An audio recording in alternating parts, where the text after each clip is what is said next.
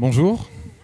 Du coup, on va commencer cet atelier sur échanger avec des entrepreneurs inspirants qui sont ici, Hélène et David. Du coup, je vais leur donner la parole assez vite. Qui je suis, moi, je travaille pour une association qui s'appelle 100 000 entrepreneurs. Je ne sais pas si vous connaissez. Non. 100 000 entrepreneurs, en fait, notre mission, c'est une mission d'intérêt général, a pour but d'organiser des témoignages d'entrepreneurs donc dans les écoles, collèges, lycées et enseignement supérieur. Voilà, de façon à sensibiliser les jeunes sur le monde de l'entrepreneuriat et faire en sorte que voilà, vous ayez à un moment donné un témoignage d'entrepreneur en classe pour vous inspirer. Juste un chiffre, l'année dernière, donc du coup il y a 110 000 jeunes en France et en Guadeloupe qui ont vu devant eux en classe un entrepreneur. Voilà, et puis on est une association en fait qui se développe beaucoup. Il y a beaucoup d'enseignants, de plus en plus d'enseignants en tout cas dans vos écoles, qui sur notre plateforme font des demandes d'intervention entrepreneurs pour interagir et échanger avec vous sur leur profil et leur métier. Donc c'est ce qui va se passer en fait, on va le faire là en mini sur un format 45 minutes avec Hélène et David qui sont entrepreneurs et qui du coup vont vous dérouler qui ils sont, leur parcours, leur profil, leur quotidien quoi en fait. Et donc n'hésitez pas à la fin de leur petite presse qui va durer quelques minutes de leur poser des questions. Du coup voilà, tout ce qui vous vient à l'esprit. Sophie, elle est où Sophie? Je sais pas, j'ai oublié des trucs ou pas? Non. Bon. Voilà, donc moi je suis animateur sinon pour la région Bretagne pour 100 000 entrepreneurs. Il y a des animateurs et animatrices un peu partout en France comme moi et on est une trentaine de personnes salariées dans l'association 100 000 entrepreneurs, voilà, qui a été créée il y a 16 ans par un entrepreneur justement. Des questions là-dessus? Non. Oui, donc du coup il y a le lycée de Saint-Quay-Portrieux, ensuite il y a d'autres écoles et lycées. Vous venez d'où en fait? Attends, je vais te donner un micro. Hop. Comme ça, on va savoir un peu, vous présenter juste, voilà, on sait qui est qui. Donc, faut que tu parles 2 ou 3 fois avant qui. Lycée Jeanne d'Arc. D'où ça? De Rennes. Lycée Jeanne d'Arc de Rennes, ok. Donc, Saint-Quay-Portrieux, le lycée. Ensuite, vous venez d'où? Tu viens d'un lycée? Non. Vous venez de. Lycée de la Salle, au pôle Sup à Rennes. À Rennes. Voilà. Ok. D'autres? Pareil, ok. Bon, bienvenue. Du coup, je vais laisser Hélène se présenter, puis David, puis ensuite vous pourrez, voilà, on va faire de l'interaction avec des questions, tout ce qui vous vient par la tête et qui peut voilà, vous inspirer quoi. Ouais. Bonjour tout le monde. Donc moi, comme l'a proposé Denis, je m'appelle Hélène, j'ai 33 ans et du coup j'ai créé ma friperie dans le centre-ville de Rennes, donc rue Édith Cavell, c'est vraiment la petite rue qui donne sur le Parlement. Et donc j'ai ouvert le 28 juin. Donc c'est vraiment... Ah, vous m'entendez comme ça, c'est bon? Ouais. Et j'ai ouvert le 28 juin, donc c'est encore très récent, mais ça se passe très bien. Et auparavant, donc, j'ai été opticienne. J'ai eu un BTS donc, d'opticien à Fougères. Et je suis partie pendant 10 ans sur Paris pour exercer en tant qu'opticienne. Et ça me convenait vraiment très bien. Moi, j'aimais bien le côté commercial, paramédical, le conseil. Mais au fur et à mesure, tout ce qui était plutôt médical, je m'y retrouvais moins là-dedans. Donc, il y a 1 an, j'ai obtenu une rupture conventionnelle. Donc, voilà, mes employeurs m'ont quand même aidé pour créer mon projet. Je suis revenue sur Rennes et pendant 1 an, je me suis dit, je vais vraiment tout faire pour lancer mon activité. Et j'ai été aidée de la CCI de Rennes. Donc, j'ai été en formation avec eux pour m'aider dans toute la démarche entrepreneuriale donc, de A à Z. Donc voilà, il y a une grande formation qui a duré 6 semaines. C'était hyper intense, mais vraiment hyper intéressant. Et du coup, au fur et à mesure, j'ai rencontré les banques, les comptables, j'ai signé pour mon local et j'ai créé ma friperie. Et donc moi, ma friperie, le but, c'est moi qui sélectionne chaque article. Donc je ne travaille pas avec des grossistes. Je fais toutes les braderies, les recycleries. C'est moi qui choisis chaque article. Je lave tout, je repasse tout et je mets en vente. Donc c'est beaucoup de boulot, mais après, bon, quand c'est de la passion, c'est vraiment top. Donc voilà. Et je te passe la parole. On enchaîne, il y a des questions. Vous avez des questions? Vous avez des questions concernant Hélène, du coup? bonjour. Entre le moment où vous avez signé votre rupture conventionnelle et où vous avez eu l'idée de créer une friperie, est-ce qu'il s'est passé du temps ou est-ce que vous saviez déjà, au moment où vous avez signé votre rupture conventionnelle, ce que vous alliez faire? Vous aviez déjà l'idée Ok. Ouais. Merci. Moi, j'ai expliqué justement à mes employeurs que je souhaitais arrêter l'optique pour créer ma friperie. Et c'est pour ça aussi que j'ai eu la rupture conventionnelle, parce que ils trouvaient ça chouette. Et puis, voilà, ils voulaient m'aider un peu à me lancer. Donc j'ai quitté ma petite vie à Paris d'opticienne pour vraiment créer ma friperie. C'était déjà... Le raisonnement était déjà fait. Voilà. L'idée de l'activité, elle était déjà existante. Ouais. Mais du coup, vous aviez des compétences ou c'est juste en fait parce que c'est un truc que vous aimiez bien? En fait, le monde de l'optique, c'est paramédical et très très commercial. Moi, j'adorais vraiment le côté commercial, moins le côté paramédical avec les années. Et pendant mon temps libre, j'adorais vendre sur Vinted. C'était vraiment à échelle, juste moi, je me faisais juste des petits sauts comme ça, mais j'adorais ça. C'était vraiment un jeu, quoi. Pendant mon temps libre, je faisais les petites braderies à droite à gauche, donc c'était déjà beaucoup de temps. Et j'ai vu que j'arrivais vraiment à vendre, et je me suis dit pourquoi pas continuer comme ça. D'autant plus que la seconde main, c'est vraiment dans l'air du temps. C'est une bonne façon de consommer, donc je me suis dit vas-y, faut se lancer. Merci. Je t'en prie. Je vais poser une question à Hélène, du coup. Tu dis c'était un jeu, je me suis rendu compte que finalement ça fonctionnait de vendre des choses, etc. J'ai perdu ma question, c'est pas grave. Pardon David, vas-y, ça va revenir, excuse-moi. Bonjour à tous, tout le monde m'entend? Merci d'être venu. Donc je me présente, je m'appelle David, j'ai 34 ans et moi je suis dessinateur du bâtiment. Donc mon métier c'est de concevoir de manière générale les bâtiments. Comment? Je crois que tu avais parlé. Donc voilà, aujourd'hui donc, je suis en création d'entreprise. Je développe mon activité pour être donc, dessinateur indépendant et proposer mes services auprès des professionnels, donc des architectes, des bureaux d'études ou des entreprises du bâtiment. Et je suis accompagné dans ma création d'une entreprise par un organisme, une CAE, donc c'est une collectivité d'activité et d'emploi au statut SCOP qui s'appelle Amazing et qui est située à Rennes. On est à l'échelle régionale, mais on a une antenne à Rennes. Et si vous voulez plus de renseignements, il y a un petit stand à l'entrée. Voilà. Donc pour qui je suis et ce que je fais et d'où je viens. Donc moi je viens d'une petite ville à côté d'Angers dans le 49. J'ai fait des études, l'école c'était pas trop mon truc, donc j'ai fait un BEP, bac pro, technicien du bâtiment. Donc toujours dans l'idée de travailler dans les métiers de la conception dans le bâtiment. Après un BTS, j'ai enchaîné les petits boulots dans des bureaux d'études ou dans les entreprises pendant une dizaine d'années. Donc j'ai travaillé dans plusieurs villes de France, un petit peu à l'étranger et dans différentes entreprises.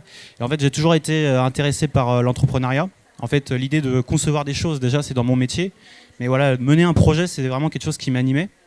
Et je me suis servi de ce que j'avais, donc de mon expérience et de mon réseau, on va dire, pour justement lancer mon activité. Donc j'avais une petite idée déjà depuis quelques années. J'avais des amis autour de moi qui étaient déjà entrepreneurs dans le secteur du bâtiment. C'était plutôt comment le faire en fait. Donc j'ai fait un stage avec Hélène à la CCI pendant 6 semaines pour un peu avoir un aperçu global de la création d'entreprise. Et c'est à la fin de ce stage que j'ai découvert justement l'organisme que j'ai cité tout à l'heure. En fait, ce qui m'a fait aussi décider d'aller vers l'entrepreneuriat, au-delà de l'intérêt que j'en avais, c'était aussi de retrouver un peu du sens. Au bout de ces 10 ans de métier, j'aimais mon travail, mais j'avais besoin de plus en fait. Et le sens, justement, plutôt l'humain, le contact, etc. Et pour moi, l'entrepreneuriat, ça me permet d'aller vers ça. Et l'organisme que j'ai cité a des valeurs justement tournées vers l'humain. Et c'est ce qui me permet aujourd'hui de pouvoir développer mon projet, mais d'être en même temps en cohérence avec mes valeurs. Donc c'est en création, donc on verra pour la suite comment ça se développe. Voilà, merci de m'avoir écouté. Des questions pour David, du coup? Personne ne veut être dessinateur, du coup? Non? Non? Du coup, moi j'ai une question pour vous, tous et toutes, par rapport à ce qu'évoquait Hélène. Elle a essayé, voilà, c'était un jeu en fait avant de créer sa friperie. Est-ce que parmi vous il y a des personnes qui ont déjà une petite activité, une petite micro-entreprise ou quelque chose comme ça, une petite activité avec des potes ou non? Ouais. Vas-y. C'est important d'avoir ton. T'as une petite activité, c'est ça? Vas-y.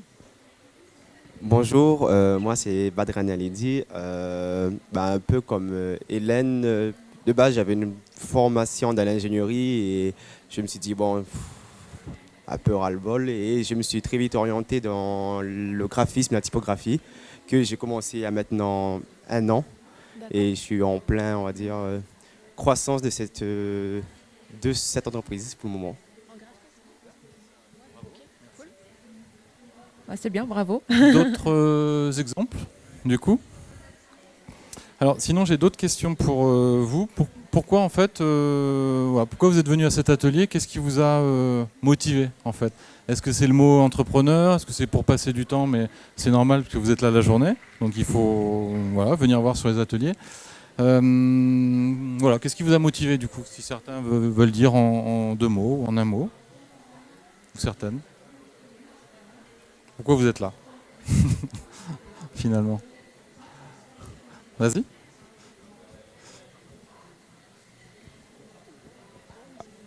Bonjour, moi c'est Nolan Fichou et en fait nous on est là surtout parce qu'on est en 2e année de BTS et on doit monter donc notre propre entreprise en groupe de 4 ou 5 personnes et en fait on est venu là pour discuter avec les entrepreneurs pour savoir comment eux ont fait pour monter leur projet de A à Z.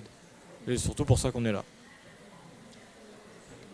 Et pour le coup, par rapport à ça, est-ce que tu as des questions précises à poser à Hélène ou à David? Comme ils sont passés effectivement par de A à Z, quelles questions tu aurais à leur poser qui te... C'est au niveau du statut juridique.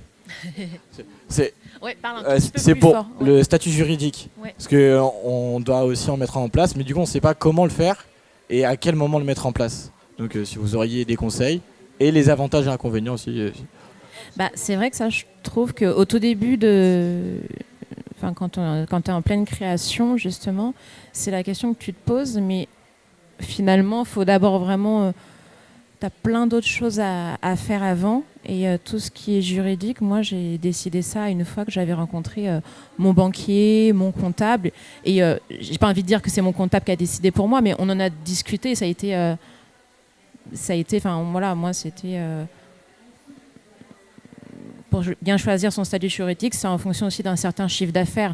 Donc c'est lui, quand je lui ai dit je vais faire une friperie de cette surface de vente-là dans tel emplacement, il m'a dit c'est peut-être mieux de faire une EURL ou des choses comme ça, une SAS. Donc en fait c'était plutôt moi sur le conseil de professionnel que je me suis décidée. Je ne sais pas si je suis très claire. Si, c'est bon, ok.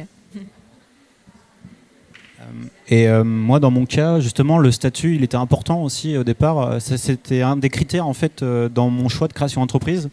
Donc le parcours qu'Hélène a cité, je l'ai fait. Mais moi, j'ai choisi un statut, qui est un peu particulier, qui est le statut d'entrepreneur salarié. En fait, aujourd'hui, j'ai un statut salarié dans le sens qui est commun aux autres salariés. Donc j'ai un bulletin de salaire, une couverture sociale, etc. Et en parallèle, j'ai un statut d'entrepreneur dans le sens où c'est à moi d'aller chercher mon chiffre d'affaires pour me permettre de me rémunérer et de payer mes charges. Donc c'est un statut bien particulier qui existe au même titre qu'un CDI ou un CDD. C'est un statut qui existe dans le Code du travail. Et j'ai ce statut dans le sein de la SCOP dans laquelle je développe mon activité. Donc ça, pourquoi j'ai choisi ce statut-là? J'avais besoin aussi... le statut de salarié me plaisait, on va dire. Mais j'ai découvert par la suite ce statut qui est différent de l'entreprise individuelle ou de l'entreprise, l'EURL ou la société, voilà. Société ou entreprise individuelle. Je ne sais pas si ça a été clair ce que j'ai dit. Merci. Ouais, super. Et Hélène et David, du coup, qu'est-ce qui au quotidien vous fait lever le matin avec joie, enthousiasme, etc. en tant qu'entrepreneur? Franchement, il y a plein de choses. Déjà, je suis toujours contente d'ouvrir moi ma boutique parce que je me dis c'est moi qui ai créé. C'est les habits que j'ai achetés parce que je les aimais. ouvrir la boutique que tu as créée, c'est toujours assez intéressant. Et puis aussi énormément le retour des clients, parce que moi, donc, j'ai ouvert il n'y a pas si longtemps, du coup les gens tombent dessus encore un peu par hasard, découvrent, il faut que je me fasse ma clientèle, et ils sont hyper contents. Moi, ma friperie s'appelle La Vague Friperie, et c'est vraiment un esprit très bord de mer, parce que là, voilà, la mer, c'est vraiment quelque chose qui m'apaise, et je trouve ça aussi, la mer, c'est quelque chose de très...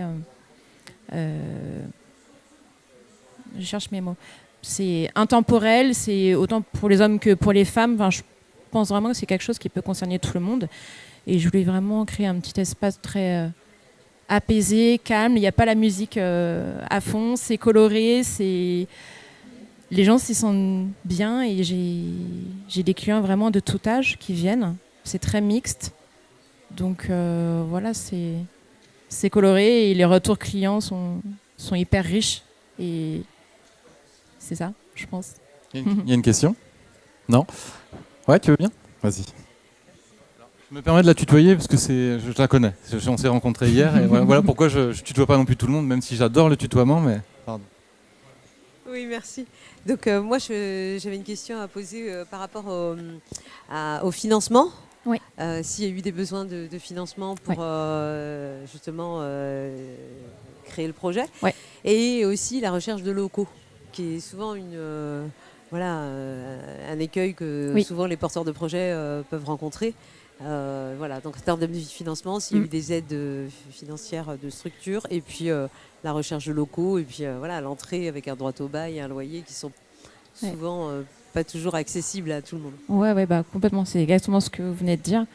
Et c'était très bien justement d'avoir pu faire la formation avec la CCI, parce que c'est quelque chose qu'on avait abordé. Et c'est vrai que moi, créer un magasin physique dans le centre-ville de Rennes, comme vous dites, il y a le droit au bail, et oui, financièrement, ça représente une grande somme. Donc, c'est pour ça que c'est hyper important de bien s'encadrer. Donc déjà avoir ses proches qui nous motivent. Sans ça, c'est pas possible. Enfin, ça aurait été beaucoup plus dur en tout cas. Et voilà, choisir le bon banquier, celui qui comprend quand tu expliques le projet et qui est prêt à financer. Même chose, le comptable. C'est trouver les bons partenaires. Je pense que c'est vraiment ce qui est le plus important au début. Et moi, au début, je cherchais un local vraiment plus petit parce que je n'osais pas dépenser. Enfin, ça me faisait peur, on va dire, un très fort droit au bail, à une très grande surface de vente. Mais au final, j'en ai beaucoup discuté avec le comptable, le banquier. Ils m'ont dit parfois, voilà, quand c'est professionnel, il ne faut pas penser... c'est pas la même chose que quand c'est quelque chose de personnel. Quand on va payer un loyer professionnel, il ne faut pas... j'ai du mal à parler. En ce qui concerne le loyer, voilà, quand c'est professionnel, il faut oser beaucoup plus que quand on cherche un loyer pour personnel. Et, Du coup, tu parlais des bons partenaires. Là, c'est pour les collègues de 5e-Portrieux qui doivent mener un projet. Du coup, quel type, si tu avais à synthétiser, de même que David juste après, quel type de partenaire, du coup, les essentiels en tout cas, tu es allé chercher pour les choses en fait? Les partenaires déjà, c'est pour l'accompagnement sur la formation au départ. On se pose plein de questions, et des partenaires comme la CCI par exemple, ils sont vraiment bien au départ. C'est un super soutien. Et ensuite, ça dépend votre projet. Moi, dans mon cas, le soutien, j'ai été le chercher dans la coopérative qui m'accompagne, mais ça peut être justement un super comptable, ou ça peut être un bon notaire, et puis les proches aussi. Et puis parler de son projet, et voilà ce que je peux dire.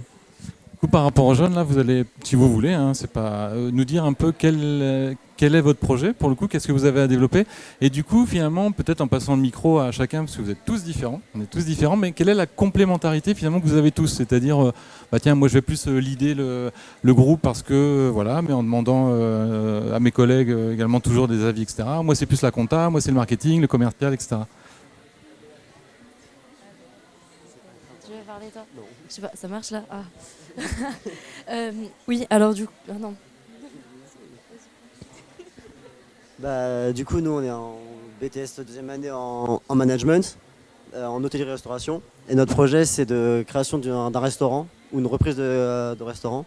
Du coup, nous, on est un groupe de 4. On a choisi de se mettre ensemble par rapport à nos compétences chacun. Donc il y en a qui sont plus basés sur le management, plus sur l'entrepreneuriat. Donc c'est ton moment. J'aime pas du tout. Mais alors du coup, dans notre classe, on est 16. En tout, on n'est qu'une seule section en BTS deuxième année. Là, il y a plusieurs groupes différents. Il y a que Théo et moi, on est dans le même groupe, puis après les autres, voilà. Et donc en fait, le principe, c'est sur un an de travail, on choisit un local. Donc soit sur une création ou une reprise. Et donc on a commencé tous les groupes là, on a notre première partie sur le management et le marketing. On est quasiment tous en place. Il y en a une grande partie qui ont attaqué le business plan avec les chiffres. Nous au début sur notre groupe on avait des questions parce qu'on fait une reprise. Théo et moi avec les autres on fait une reprise. On a tout, on a le local, sauf qu'en fait on n'a pas encore accès à l'ancien chiffre d'affaires et tous les comptes de l'entreprise. Donc là on galère un peu, on patauge. Et sinon les autres ça avance plutôt pas mal, mais on se pose beaucoup de questions sur en fait, les prévisionnels, comment ça se passe, comment anticiper, parce que la restauration c'est pas toujours facile, en fonction des endroits où on est, on sait pas trop comment se baser, il nous faut quand même quelque chose de fiable. Et à 18 ans monter un projet comme ça c'est chaud quoi. Donc ouais, je sais pas. Et cette mise en situation, elle vous a motivé à créer une entreprise par la suite? Est-ce que ça vous a donné l'envie déjà? C'est intéressant, mais on se rend compte, pour notre part, que la restauration aujourd'hui c'est compliqué. Et on ne sait pas dans 15 ans, 10 ans, parce qu'il nous faut de l'expérience quand même pour monter un truc comme ça, si ce sera toujours viable, si ça sert toujours à quelque chose et s'il y a vraiment un intérêt profond à devenir directeur d'entreprise. Oui, en fait, moi j'entends à 10, 15 ans, mais en même temps, est-ce qu'on est obligé de se donner des objectifs en fait à 10, 15 ans? Peut-être qu'une expérience de 5 ans, c'est vachement bien, et ça sera un parcours, et t'apprends des trucs, et tu passes à autre chose, ok, tu vois. Donc, faut aussi se mettre des objectifs sans que ce soit un truc où tu dis « Ah bon sang, je vais faire ça toute ma vie ». Je pense qu'aujourd'hui, on n'est plus dans cette démarche-là, donc si c'est 3 ans, si c'est 5 ans, c'est super bien. Ah ouais, non, on n'en sait rien, c'était juste un exemple au mode j'ai sorti des chiffres comme ça. Ouais, voilà. Moi j'avais une question à tous les deux. Qu'est-ce qui dans votre parcours, entre le moment où il y avait l'idée, l'envie, et aujourd'hui, où vous en êtes dans la création, a été le nœud, le truc qui vous a fait douter, qui a été compliqué, et que vous avez réussi à surmonter pour continuer à avancer, ou à un moment donné on s'est dit « Ah vache, c'est quand même ».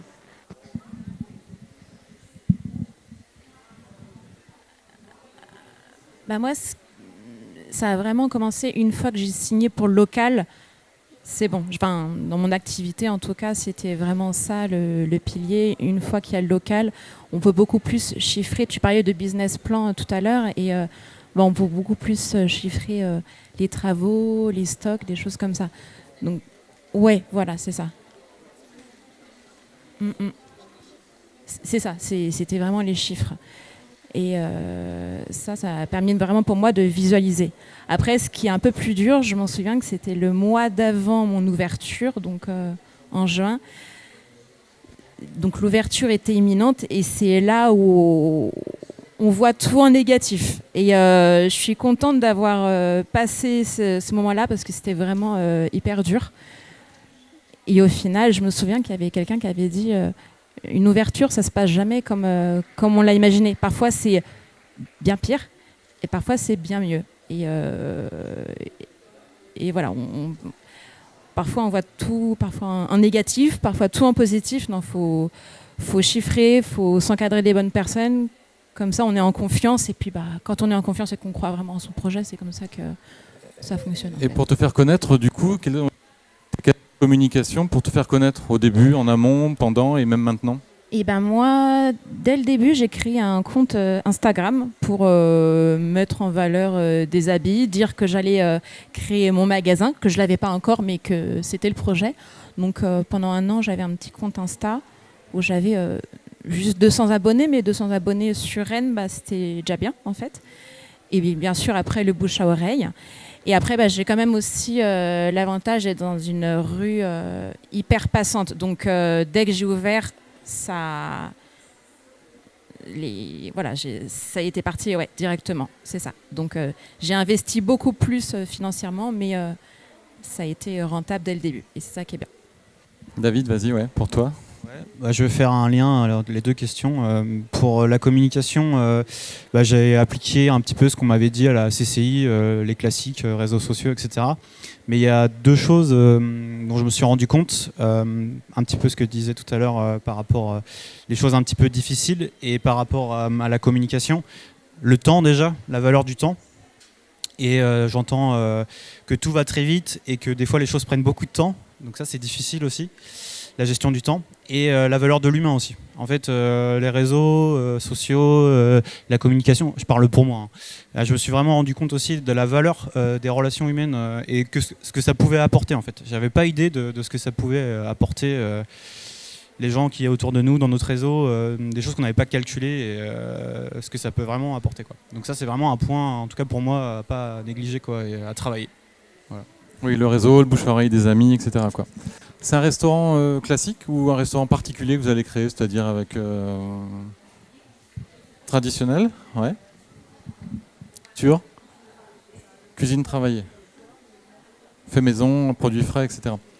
Et quel type si vous avez eu à travailler sur la communication, du coup, vous avez pensé à quel type de réseau, quel type de com pour vous faire connaître et puis attirer vos cibles ou vos clients? On a fait un compte Insta déjà qui est à jour avec toutes les infos. Il y a un lien qui va directement sur un site internet qu'on a créé. C'est quoi? Enfin, c'est sur un vrai truc de site internet, je sais plus, c'est Lucie qui s'en occupait, enfin une autre fille de notre groupe.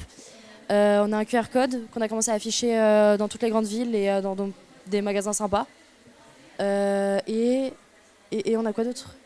Je crois qu'on a, après sur le site il y a plusieurs, on a fait plusieurs parallèles avec des QR codes qui renvoient sur l'adresse du restaurant, des QR codes qui renvoient sur le compte Insta. Les deux sont liés. Et là pour l'instant la com c'est tout. Parce que on est bloqué encore sur la partie début de l'entrepreneuriat, quoi. Merci.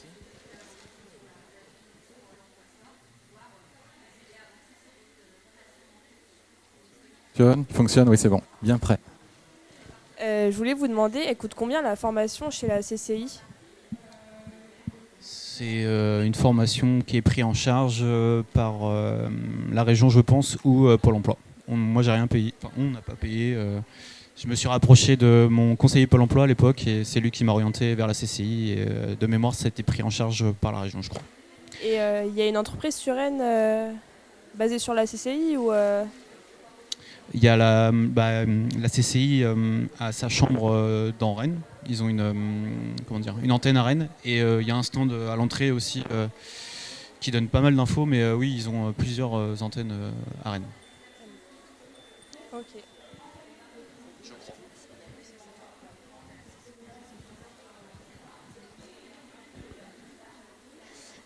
Du coup, pour tous les étudiants qui sont venus, peut-être qu'ils ont besoin de repartir avec des conseils. Vous, par rapport à votre parcours et votre expérience, qu'est-ce que vous leur conseillerez? S'ils ont cette envie de se lancer, peut-être. En quelques mots, peut-être, clés, je sais pas, confiance, mais si oui, comment la confiance? Est-ce que c'est une rencontre avec des personnes inspirantes à un moment donné? Qu'est-ce qui a été clé pour vous finalement? C'est une grande question. Super, merci Sophie. Ma collègue, c'est pour ça. En fait, je pense que quand tu crées ton entreprise, à la base, ça vient vraiment d'une toute petite chose. Voilà, moi, je vendais vraiment, comme tout le monde sur Vinted, des petites choses comme ça. Et après, quand tu t'y retrouves peut-être un peu moins dans ton travail, tu te dis, bon, si demain je pouvais faire le travail rêvé, qu'est-ce que je voudrais faire?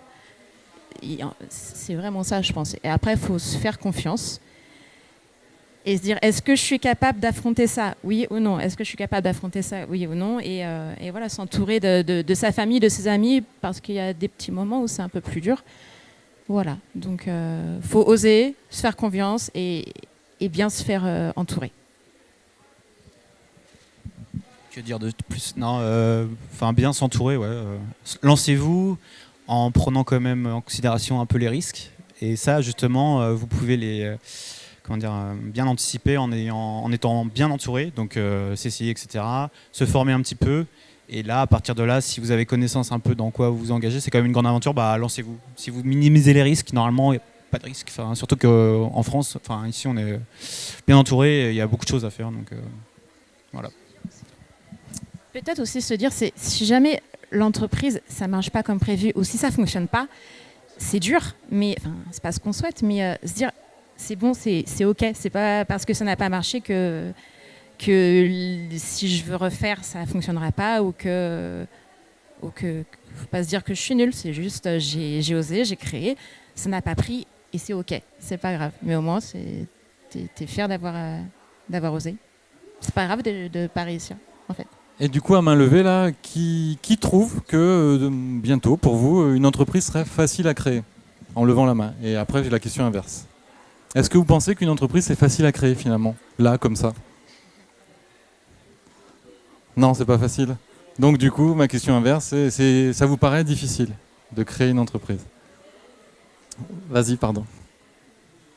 C'est beaucoup de démarches, beaucoup de temps et puis beaucoup de réflexion en général. Donc c'est pas évident de se dire demain je crée mon entreprise. Et puis comme c'est vrai que nous on est encore très jeunes, encore moins parce qu'on n'a pas énormément d'expérience professionnelle, parce que on a encore d'autres doutes sur le monde des adultes. Donc c'est vrai que c'est pas facile de se dire ça tout de suite.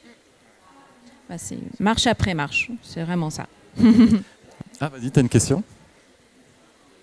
Justement, pour rebondir sur ça, c'est vrai qu'on a vraiment cette image de parcours du combattant, de pouvoir se lancer. Comment vous l'avez vécu? Est-ce que vous, il y a vraiment ça, ce côté c'est difficile au quotidien, ou vous l'avez vraiment vécu plus paisiblement, plus, je sais pas en fait. C'est quoi votre retour là-dessus?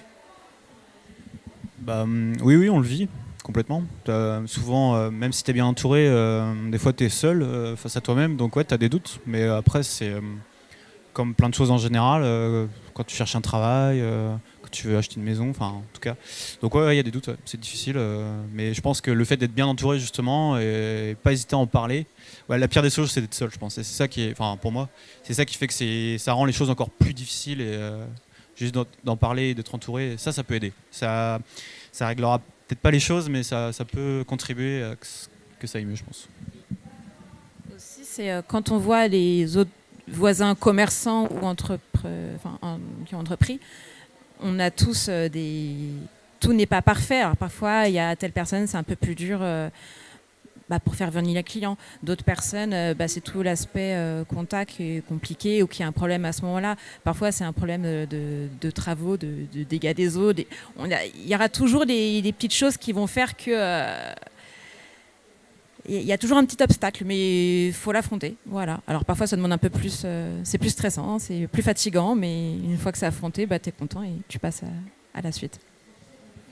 Encore main levée, du coup, qui dans son entourage a quelqu'un qui est entrepreneur ou qui a une entreprise ou quelque chose comme ça? Allez-y, levez bien les mains. Donc finalement, pas mal de personnes. Et malgré ça, du coup, vous trouvez... vous l'avez dit tout à l'heure, mais que créer une entreprise, ça peut paraître lourd, fastidieux, compliqué, beaucoup de démarches, tu disais, beaucoup de temps, etc. Ok, et bon, après, je sais pas où vous avez tourné ici sur le salon, mais il y a effectivement beaucoup de stands pour peut-être vous simplifier un peu, en tout cas vous informer, du coup.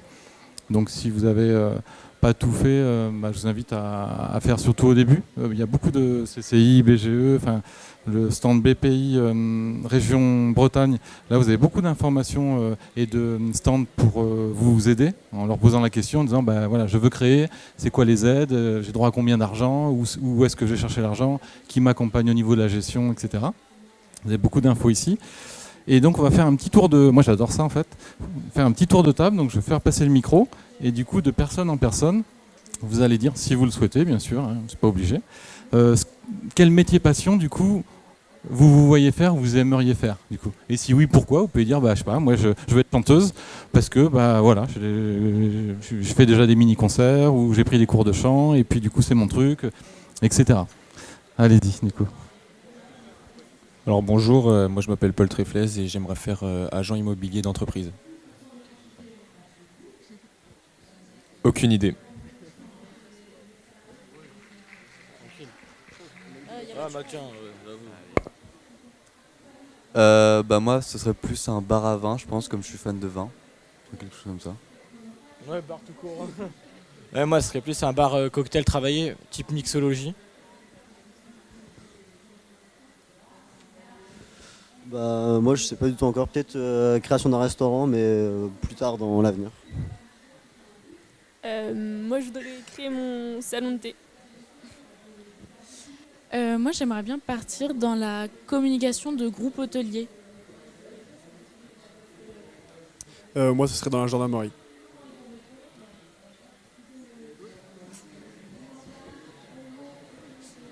Moi, je veux être hôtesse de l'air.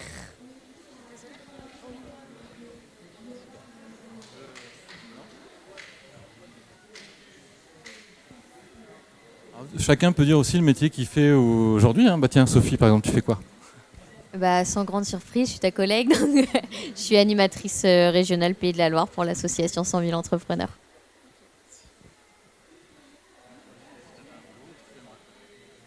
Moi, j'aimerais... je sais pas encore ce que je veux entreprendre, mais peut-être racheter une entreprise plus que créer un projet.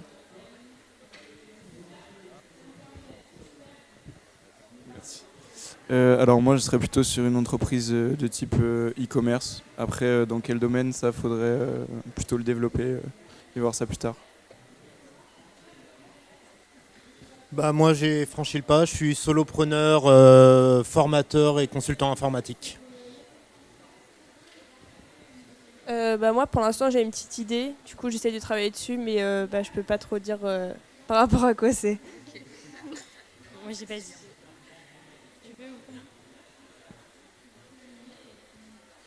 Moi pour le moment je suis cuisinier, mais si je pourrais faire quelque chose dans la communication et le graphisme, c'est très bien. Moi, ce serait pour être illustratrice, animatrice 2D. J'ai déjà un peu commencé, c'est pour pouvoir continuer, on va dire. Moi, je suis chargée d'accompagnement à l'entrepreneuriat. Et donc moi, je suis en reconversion professionnelle pour être accompagnatrice de porteurs de projets. Merci. Et du coup, Hélène et David, est-ce que vous vouliez faire finalement ce métier que vous faites aujourd'hui toute la vie ou pas, ou comment vous vous voyez là? C'est une question un peu bateau, un peu bête, que j'aime pas trop, mais dans 5 ans par exemple. Moi, pour l'instant, oui, je vois vraiment comme ça vers l'avenir. Après, je me dis, rien n'est dans le marbre, donc en fonction... une entreprise, ça peut se revendre, comme quelqu'un l'a abordé, donc... pour l'instant, oui, je me vois tout à fait continuer comme ça pendant très très très longtemps, mais voilà, si jamais j'ai une opportunité ou un changement de vie, pourquoi pas? Il faut toujours se laisser des portes. David? Moi, j'ai toujours dessiné, donc je fais du dessin, et j'ai toujours aimé créer, donc au final, si je continue à faire du dessin et à continuer à créer des choses, peu importe la forme, je serai heureux toute la vie, c'est pas mal. Il faut se réinventer. Je vais poser une autre question, mais d'abord merci à vous d'avoir joué le jeu du tour de table. C'était chouette, c'est sympa, et puis d'avoir la diversité de qui vous êtes, mais surtout de ce que vous voulez faire. Donc, merci. David, je crois tout à l'heure, ça a dû sauter. Est-ce que tu nous as dit du coup ce qui te fait vibrer le matin, ce qui te fait lever, ton enthousiasme, etc. Du coup. C'est vraiment d'être un peu pas seul aux manettes, mais d'être moteur en fait de son entreprise et de son action en fait, et de décider ce qu'on doit faire, comment. Des fois c'est stressant, mais vraiment quand on est moteur, c'est hyper motivant quoi. Vraiment, c'est ça je pense qui me fait vibrer le plus. Choisir, avoir le choix en fait. Super, merci. Et puis moi, je sais pas que je veux, mais bref, par rapport à mon âge, j'ai 52 ans du coup. J'ai changé, ça doit être ma 9e activité là, de métier. Donc c'est beaucoup pour mon âge. Mais pourquoi en fait j'ai changé tout le temps, etc. Parce que du coup j'aime pas m'ennuyer moi au quotidien, donc voilà pourquoi j'ai changé. Mais c'est juste pour vous dire que vous en fait vous êtes une génération des Z, vous êtes génération Z. Vous allez être amené à beaucoup changer en fait. Nous nos générations elles osaient pas. Bon moi j'ai osé et puis j'ai fait et puis j'étais content de le faire. Mais vous allez zapper beaucoup probablement, changer de métier et ça c'est chouette ou pas. Ça se trouve vous ferez un métier toute votre vie, mais voilà, donc en tout cas, moi j'ai toujours pris plaisir à travailler au quotidien et à me lever le matin, à faire. C'est important de faire ce qu'on aime en fait. Voilà. Évitez d'avoir une boule au ventre en allant le matin. Voilà, et s'il y a des gens qui vous embêtent au boulot, des mauvais managers ou autres, n'hésitez pas à échanger avec eux pour que ça aille mieux. Ou sinon, s'ils ne veulent pas changer, peut-être vous partez. Mais voilà, prenez toujours du plaisir au boulot et au quotidien, c'est essentiel, vraiment. Et David et Hélène nous l'ont dit. Ils sont contents, ils vibrent le matin et dans tous les métiers que vous avez cités, même ceux qui ne savent pas encore quoi faire, voilà, la vie elle est belle, donc il y a plein de nouveaux métiers que vous allez inventer, en plus vous, les aides, il y a plein de métiers qui n'existent pas et qui vont être créés par vous, donc voilà, super quoi. Des questions du coup, une dernière? On a fini, donc voilà, merci à... Ah oui, une question au bout.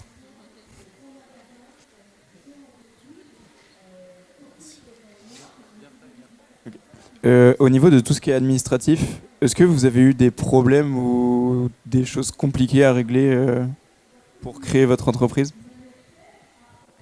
Pour moi, non, parce que j'ai été bien accompagné. Moi, c'était vaste parce que voilà, il y a tout ce qui est droit au pail, il y a financement, mais comme ce que vient de dire David, quand tu es bien accompagné, il faut faire les choses par étapes. Et ça se fait comme ça. Voilà. Après, c'est vrai que moi, tout ce qui est compta, gestion, ça me fait peur. Mais en vrai, quand on se pose calmement, ça se fait. Donc, en fait, voilà. Dès que tu as une question, tu fais appel à ton comptable ou les personnes qui peuvent t'aider dans ce domaine-là. Il ne faut pas voir ça comme une montagne. Il faut voir ça comme des petites marches et petites marches. Et ouais, la méthode des petites marches, je pense que c'est bien. C'est vraiment ça. Ouais, marche après marche. Merci. Hélène et David de vos témoignages. Merci à toutes et tous de votre présence ici, participation, questions. Et puis voilà, bon vent dans le salon déjà et puis dans ce que vous allez faire. Merci.